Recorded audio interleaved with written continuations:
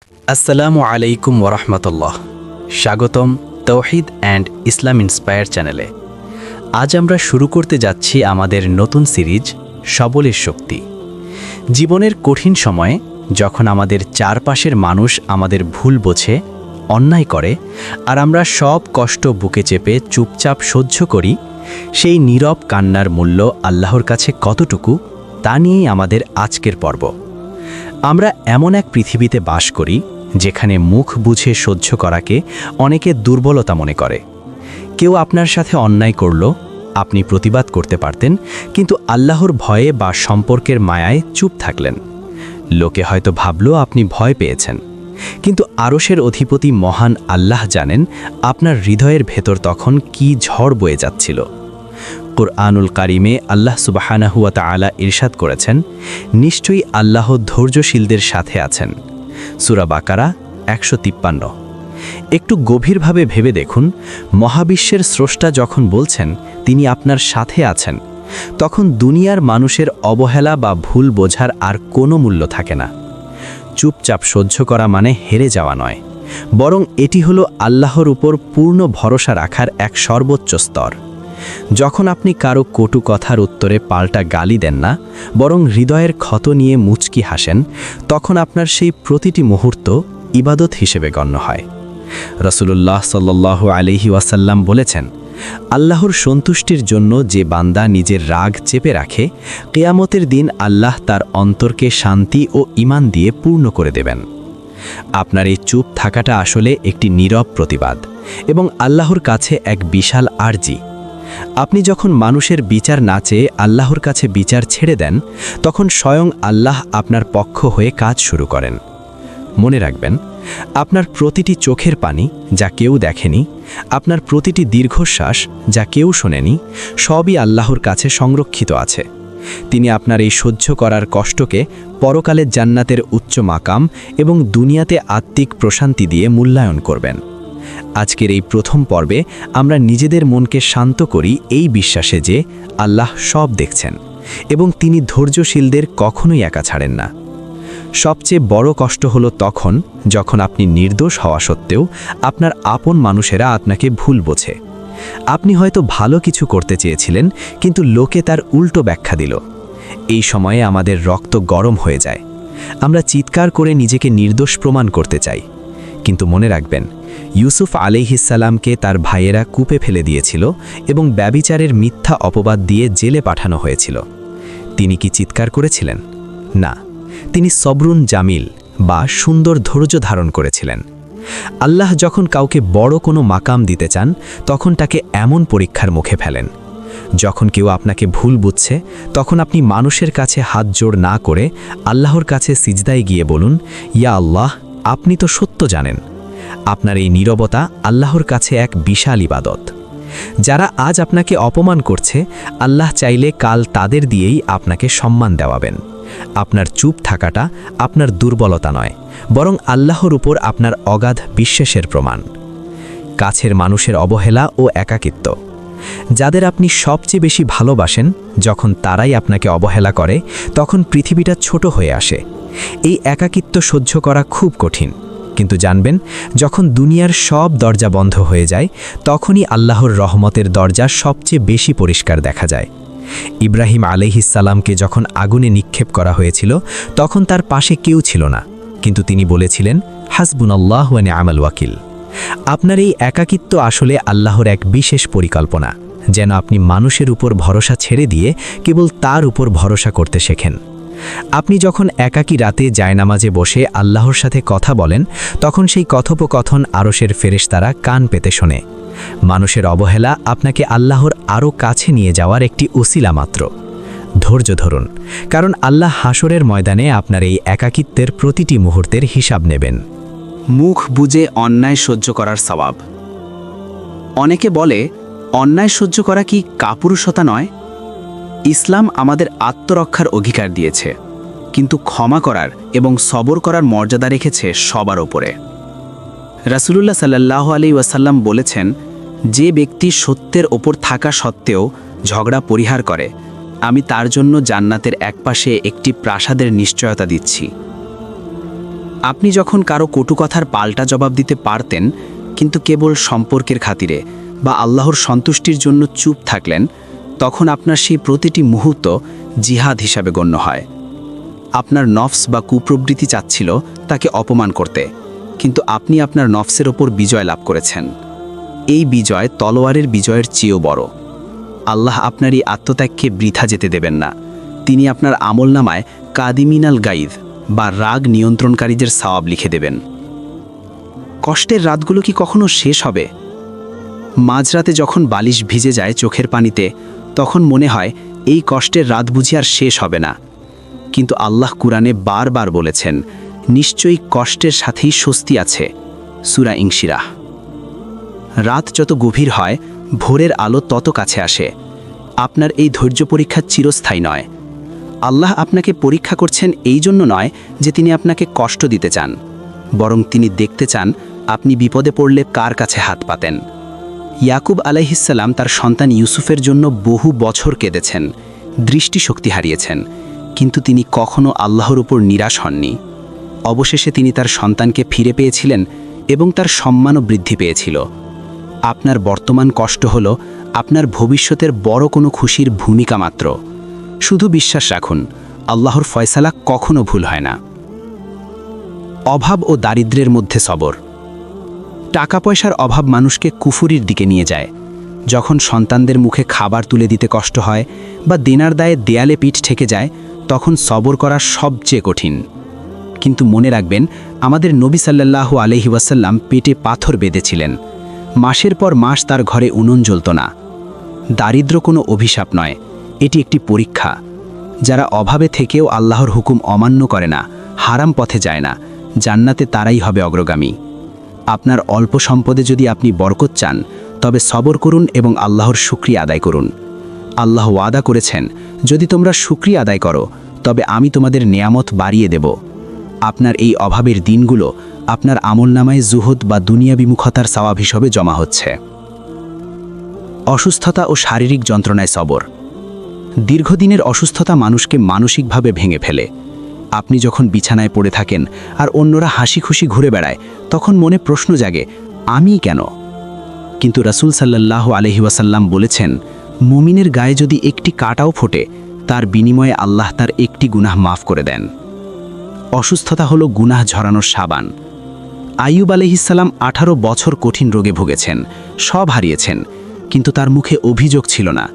তিনি শুধু বলেছিলেন, হে আল্লাহ, আমি কষ্টে আছি, আর আপনি তো দয়ালুদের মধ্যে শ্রেষ্ঠ দয়ালু। আল্লাহ তার ধৈর্য দেখে খুশি হয়ে তাকে সুস্থতা এবং হারানো সব সম্পদ ফিরিয়ে দিয়েছিলেন। আপনার প্রতিটি ব্যথার প্রতিটি সেকেন্ড আল্লাহর কাছে সওয়াব হিসাবে জমা হচ্ছে। আপনি যদি এই অবস্থায় সবর করেন, তবে আপনি গুনাহ মুক্ত হয়ে আল্লাহর সাথে সাক্ষাৎ করবেন। হারানো প্রিয়জন ও বিচ্ছেদের সবর। প্রিয় কোনো মানুষকে হারানো বা কারো সাথে বিচ্ছেদ হওয়া কলিজা ছিঁড়ে যাওয়ার মতো কষ্ট। কিন্তু এই পৃথিবীতে আমরা কেউ চিরস্থায়ী নই। আল্লাহ যা দিয়েছেন তা তারই আমানত, তিনি যখন খুশি তা ফিরিয়ে নিতে পারেন। রাসূল সাল্লাল্লাহু আলাইহি ওয়াসাল্লাম তার চোখের সামনে তার সন্তানদের দাফন করেছেন। তিনি কেঁদেছেন, কিন্তু মুখ দিয়ে এমন কিছু বলেননি যা আল্লাহর অসন্তুষ্টির কারণ হয়। বিচ্ছেদের এই ব্যথাকে সবরে রূপান্তর করুন। যারা সবর করে এবং বলে, ইন্না লিল্লাহি ওয়া ইন্না ইলাইহি রাজিউন, আল্লাহ তাদের জন্য জান্নাতে বাইতুল হামদ বা প্রশংসার ঘর তৈরি করেন। আপনার হারানো প্রিয়জনের জন্য দোয়া করুন, এটাই হবে আপনার সবরের সওয়াব। কিয়ামতের দিন আল্লাহ ধৈর্যশীলদের জান্নাতে পুনরায় একত্রিত করবেন, যেখানে আর কোনো বিচ্ছেদ থাকবে না। সবর ও সুন্দর সম্পর্ক। মধুর ব্যবহার ও ধৈর্য যখন বন্ধন মজবুত করে। আমাদের জীবনের অধিকাংশ অশান্তি আসে আমাদের চারপাশের মানুষের সাথে ভুল বোঝাবুঝি বা তিক্ততা থেকে। স্বামী স্ত্রীর ঝগড়া, ভাই বোনের বিবাদ কিংবা বন্ধুর সাথে দূরত্ব, এই সব কিছুর মূলে থাকে ধৈর্যের অভাব। আমরা সামান্য কথায় রিয়্যাক্ট করি, পাল্টা জবাব দেই এবং সম্পর্ক নষ্ট করে ফেলি।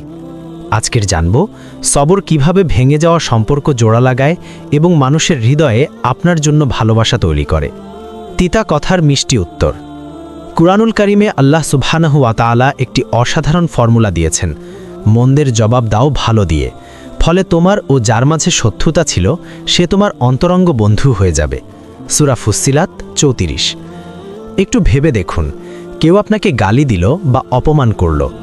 আপনি যদি পাল্টা গালি দেন তবে ঝগড়া বাড়বে, কিন্তু আপনি যদি সেখানে সবর করেন এবং মুচকি হেসে তাকে মাফ করে দেন, তবে ওই ব্যক্তির বিবেক তাকে দংশন করবে। আপনার এই একটি ধৈর্যশীল আচরণ তাকে লজ্জিত করবে এবং তার হৃদয়ে আপনার জন্য এক অনন্য সম্মান তৈরি হবে। মানুষের মন জয় করার সবচেয়ে বড় অস্ত্র হল অন্যায়ের বদলে ধৈর্য ধরা। পারিবারিক জীবনে সবরের গুরুত্ব। সংসারে সুখের চাবিকাঠি হল একে অপরের উপর সবর করা। স্বামী স্ত্রীর মাঝে খুঁটিনাটি ঝগড়া হওয়া স্বাভাবিক, কিন্তু যখন একজন রেগে যায়, অন্যজন যদি তখন সবর করে চুপ থাকে, তবে সেই সংসারে শয়তান জায়গা পায় না। রাসূলুল্লাহ সাল্লাল্লাহু আলাইহি ওয়াসাল্লাম তার স্ত্রীদের সাথে অত্যন্ত ধৈর্যশীল ছিলেন। তিনি শিখিয়েছেন মানুষের ত্রুটিগুলো না দেখে তার ভালো গুণগুলোর দিকে তাকাতে। আপনার মা বাবা হয়তো বার্ধক্যে খিটখিটে হয়ে গেছেন, আপনার সন্তান হয়তো কথা শুনছে না। এই প্রতিটি ক্ষেত্রে আপনার সবর হলো আপনার ইবাদত। আপনি যত বেশি ধৈর্য ধরবেন, আপনার পরিবারের বন্ধন তত বেশি রহমতে ভরে উঠবে। সবর কিভাবে ব্যক্তিত্ব গঠন করে? গাম্ভীর্য ও সম্মান। যে ব্যক্তি হুটহাট রেগে যায় না এবং পরিস্থিতি বুঝে শান্ত থাকে, সমাজের মানুষ তাকে সম্মান করে। ধৈর্যশীল ব্যক্তি সবসময় বুদ্ধিদীপ্ত ফয়সালা করতে পারে। ক্ষমার সংস্কৃতি। সবরকারী ব্যক্তি অন্যের ছোটখাটো ভুলগুলো বড় করে দেখে না। সে জানে মানুষ মাত্রই ভুল করে। এই উদারতা তাকে সবার কাছে প্রিয় করে তোলে। বিবাদ নিরসন। যখন দুই পক্ষের মাঝে বিবাদ হয়, তখন ধৈর্যশীল ব্যক্তি মধ্যস্থতা করতে পারে। তার শান্ত স্বভাব আগুনের মতো জ্বলতে থাকা বিবাদকে পানির মতো নিভিয়ে দেয়। সম্পর্ক টিকিয়ে রাখার জন্য মাঝে মধ্যে হার মানা মানে হেরে যাওয়া নয়, বরং এটি হলো বড় মনের পরিচয়। আপনি যদি চান কিয়ামতের দিন আল্লাহ আপনার দোষগুলো গোপন রাখুন এবং আপনাকে ক্ষমা করুন, তবে আজ থেকে আপনি মানুষের ভুলগুলোর উপর সবর করুন এবং তাদের ক্ষমা করতে শিখুন। আপনার একটুখানি ধৈর্য একটি পরিবারকে ভাঙনের হাত থেকে রক্ষা করতে পারে, একটি বন্ধুত্বকে আজীবন টিকিয়ে রাখতে পারে। আপনার জবানকে শান্ত রাখুন, আপনার হৃদয়কে সবর দিয়ে সাজান। দেখবেন আপনার চারপাশের পরিবেশ আল্লাহের রহমতে জান্নাতের মতো শান্তিময় হয়ে উঠেছে। সবর ও ইবাদতের স্বাদ। একাগ্রতা যখন আত্মার প্রশান্তি হয়। আমরা অনেকেই অভিযোগ করি যে নামাজে মন বসে না বা ইবাদতে সেই আগের মতো স্বাদ পাই না। এর কারণ কি? কারণ হলো আমাদের ধৈর্যের অভাব। আমরা তাড়াহুড়ো করে ইবাদত শেষ করতে চাই, যেন এটি একটি বোঝা। কিন্তু আপনি কি জানেন, সবর বা ধৈর্য কেবল বিপদে পড়ার নাম নয়, বরং আল্লাহের হুকুম পালনে অবিচল থাকাও এক প্রকার বড় সবর। আমরা জানব সবর কিভাবে আপনার ইবাদতকে প্রাণবন্ত করে এবং আপনার আত্মাকে আল্লাহের আরশের সাথে সংযুক্ত করে। ইবাদতে সবরের গুরুত্ব। ইমাম গাজ্জালি রাহিমাহুল্লাহ বলেছেন, সবর 3 প্রকার। তার মধ্যে একটি হল আল্লাহের আনুগত্য বা ইবাদতে সবর করা। ফজরের সময় যখন লেপের ওম ছেড়ে উঠতে মন চায় না, তখন নফসের বিরুদ্ধে গিয়ে অজু করে জায়নামাজে দাঁড়ানোই হলো সবর। দীর্ঘ সময় দাঁড়িয়ে তারাবি পড়া বা ক্ষুধার্ত অবস্থায় রোজা পূর্ণ করা, এসবই সবরের অংশ। আপনি যখন ইবাদতে তাড়াহুড়ো না করে প্রতিটি রুকু সিজদায় সময় দেন, তখন আপনার সেই ধৈর্য ইবাদতের গুণগত মান বাড়িয়ে দেয়। আল্লাহ কুরআনে বলেছেন, তোমরা সবর ও সালাতের মাধ্যমে সাহায্য প্রার্থনা করো। সূরা বাকারা 45।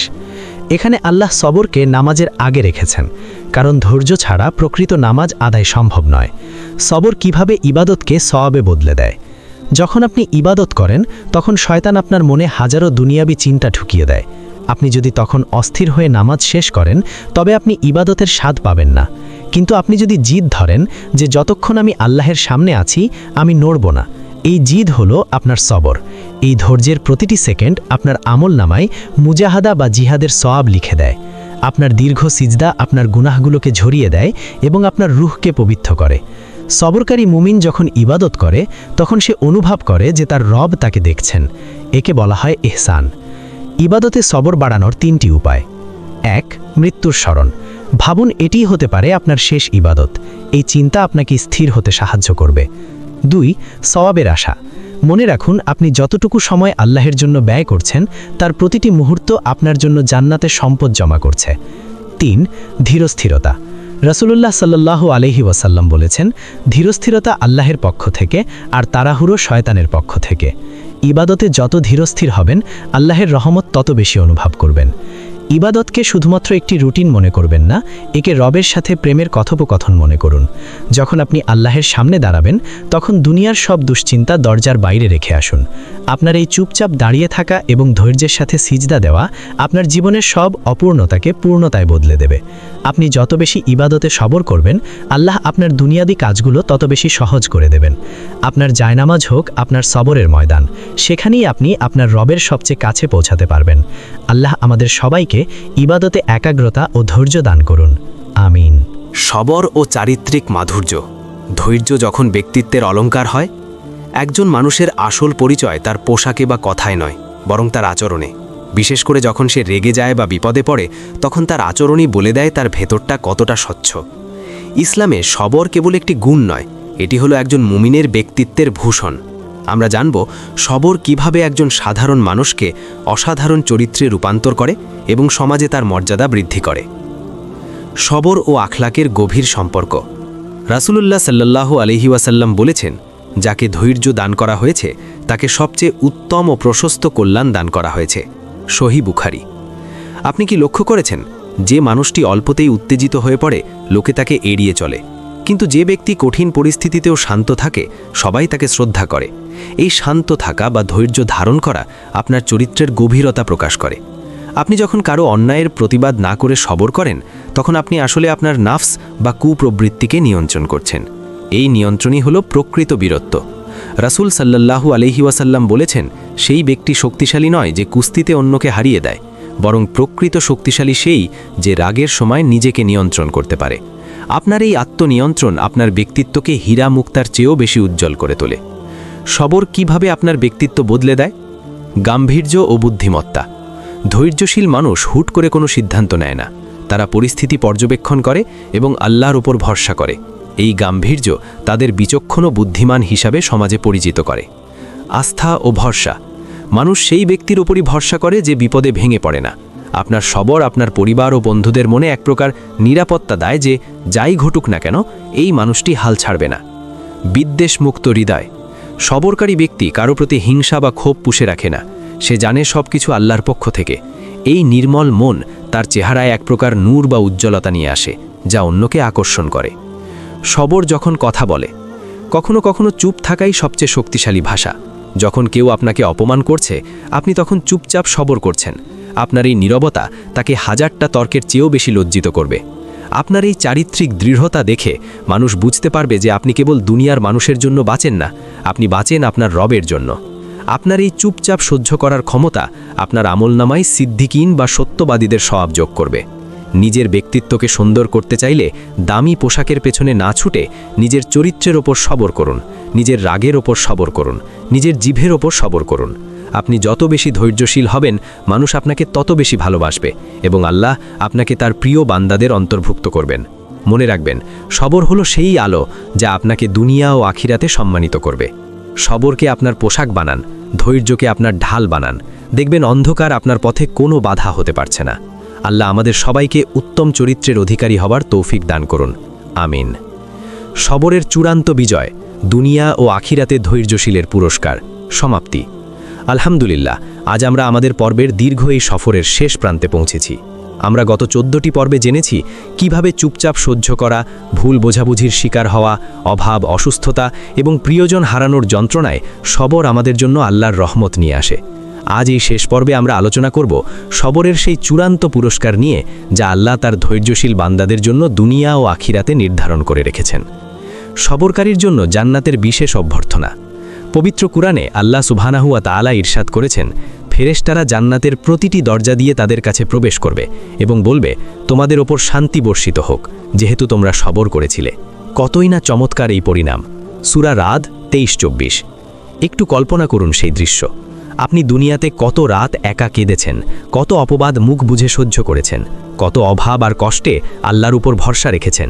সেদিন জান্নাতের দরজায় দাঁড়িয়ে ফেরেশতারা আপনাকে স্যালুট জানাবে। আপনার সেই চুপচাপ সহ্য করা কষ্টের প্রতিটি সেকেন্ড সেদিন কোটি কোটি বছরের সুখের গ্যারান্টি হয়ে দাঁড়াবে। আল্লাহ নিজে ধৈর্যশীলদের প্রতিদান দেবেন কোনো হিসাব ছাড়াই, কারণ সবর হলো এমন এক ইবাদত যার কোনো নির্দিষ্ট সীমা নেই। অনেকে মনে করেন সবর করলে বুঝি সারা জীবন কষ্টই পেতে হয়। না, আল্লাহ দুনিয়াতেও সবরের মিষ্টি ফল দেখান। আপনি যখন আল্লাহর ওপর ভরসা করে চুপ থাকেন তখন আল্লাহ আপনার শত্রুদের আপনার বন্ধু বানিয়ে দেন, আপনার বন্ধ রিজিকের দরজা খুলে দেন এবং মানুষের হৃদয়ে আপনার জন্য ভালোবাসা তৈরি করেন। ইউসুফ আলাইহিসসালাম জেল খেটেছিলেন সবর করে, কিন্তু আল্লাহ তাকে মিশরের বাদশা বানিয়েছিলেন। আপনার বর্তমান অন্ধকার পরিস্থিতি আসলে আপনার ভবিষ্যতের রাজকীয় সম্মানের এক প্রস্তুতি মাত্র। সবর মানে হেরে যাওয়া নয়, সবর মানে হলো আল্লাহর ফায়সালায় সন্তুষ্ট থাকা। আপনি যখন বিপদে পড়েন তখন অস্থির না হয়ে আলহামদুলিল্লাহ বলুন। যখন কেউ আপনাকে কষ্ট দেয় তাকে মাফ করে দিন। যখন অভাব আসে তখন ধৈর্য ধরে পরিশ্রম করুন। আপনার এই প্রতিটি আচরণ আপনাকে আল্লাহর ওয়ালি বা বন্ধুতে পরিণত করবে। আল্লাহ আমাদের সবাইকে সেই সাবুরুন জামিল বা সুন্দর ধৈর্য ধারণ করার তৌফিক দান করুন, যা আমাদের জান্নাত পর্যন্ত পৌঁছে দেবে। প্রিয় দর্শক, আমাদের এই পর্বের সবরের শক্তি সিরিজটি আজ এখানেই শেষ হচ্ছে। এই সিরিজটি তৈরি করার উদ্দেশ্য ছিল আপনার কঠিন সময়ে আপনাকে একটু মানসিক প্রশান্তি দেওয়া এবং আল্লাহর ওপর ভরসা বাড়াতে সাহায্য করা। এই সিরিজটি আপনার জীবনে কেমন পরিবর্তন এনেছে বা আপনার প্রিয় পর্ব কোনটি ছিল তা অবশ্যই কমেন্ট করে আমাদের জানান। আপনাদের একটি কমেন্ট আমাদের পরবর্তী কাজগুলোতে অনেক অনুপ্রেরণা দেয়। ভিডিওটি ভালো লাগলে এবং উপকৃত হলে একটি লাইক দিতে ভুলবেন না। এই সমাপনী পর্বটি এবং পুরো সিরিজটি আপনার প্রিয়জনদের সাথে শেয়ার করুন। হতে পারে আপনার একটি শেয়ারের কারণে কোনো এক ভেঙে পড়া মানুষ নতুন করে বাঁচার স্বপ্ন দেখবে। সবর ও চারিত্রিক মাধুর্য, ধৈর্য যখন ব্যক্তিত্বের অলংকার হয়, একজন মানুষের আসল পরিচয় তার পোশাকে বা কথায় নয়, বরং তার আচরণে। বিশেষ করে যখন সে রেগে যায় বা বিপদে পড়ে, তখন তার আচরণই বলে দেয় তার ভেতরটা কতটা স্বচ্ছ।